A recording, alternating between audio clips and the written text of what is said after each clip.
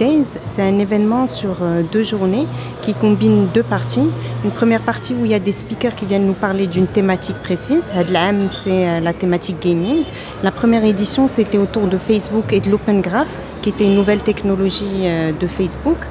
Et donc, on a d'abord des speakers qui viennent nous donner les tendances de fond autour du gaming, le free-to-play, qui nous donnent un panorama de tous les types de jeux qui peuvent se faire.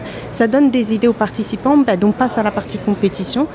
La compétition, c'est quoi? C'est 24 heures où des personnes de différents profils vont se rencontrer, faire une équipe et essayer de produire quelque chose qui sera récompensé par Inouï. L'année dernière, ce qu'on a fait, c'est qu'on avait récompensé une application gagnante. Cette année, on a un petit peu changé, c'est qu'on va faire du crowdsourcing ou on peut dire de la co-création avec la communauté. C'est-à-dire que l'équipe gagnante va proposer un concept et ensuite c'est Inouï qui va le produire et le proposer au plus grand nombre tout en respectant bien entendu le concept initial, l'univers graphique qu'a voulu proposer cette équipe, etc.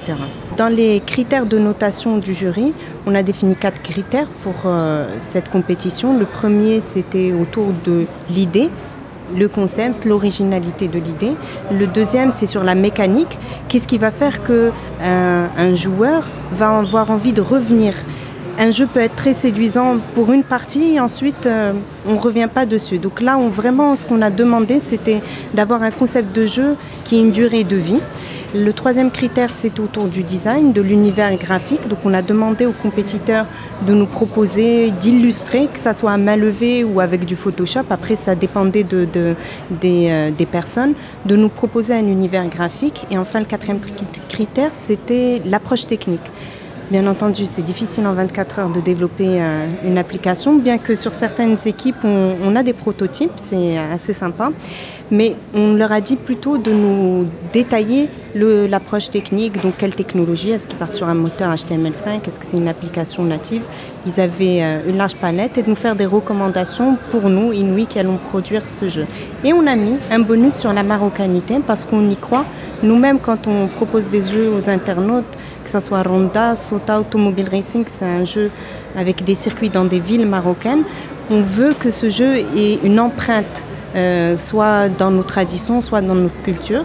Et ça les a beaucoup inspirés. Cette année, le gagnant repartira avec un chèque, bien sûr, donc 100 000 dirhams, ce n'est pas rien, mais également la possibilité que Inouï prenne en fait ce jeu-là et le produise. Donc on peut bien imaginer que si la production est faite de ce jeu-là, c'est un impact qui est important. Il va être joué par des milliers, voire peut-être millions, si on part de l'étranger, de joueurs, enfin de gamers ou même d'internautes pour faire plus simple.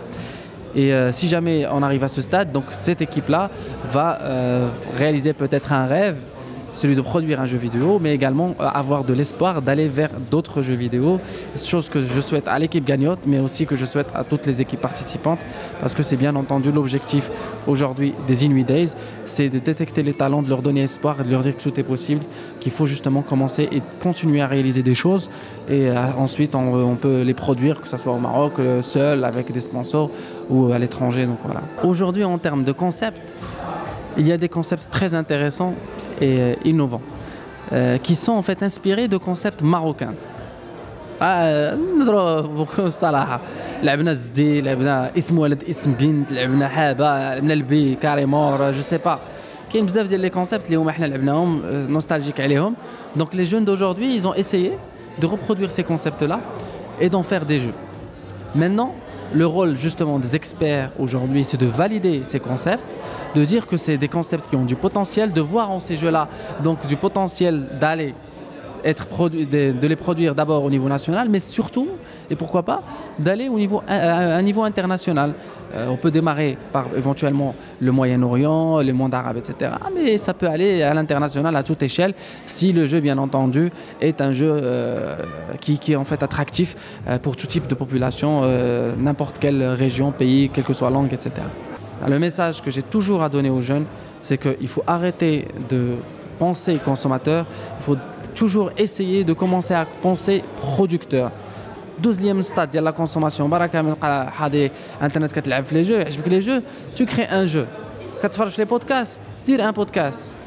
كيعجبك دير تفرج في الافلام دير اخويا فيلم chacun son trip et on a vu récemment غير في internet grâce d'ailleurs entre autres même à votre radio donc Hit Radio l'émergence de pas mal de compétences et de talents impressionnants les justement ils ont fait avec le pas من 12 la consommation là je vais produire un truc ou Dazo ils ont produit ils ont trouvé que les gens aiment ils adorent ça donc aujourd'hui c'est également le rôle des Inuit Days c'est rassembler ces talents leur donner espoir essayer d'en détecter les meilleurs et leur donner les moyens et les outils pour réussir.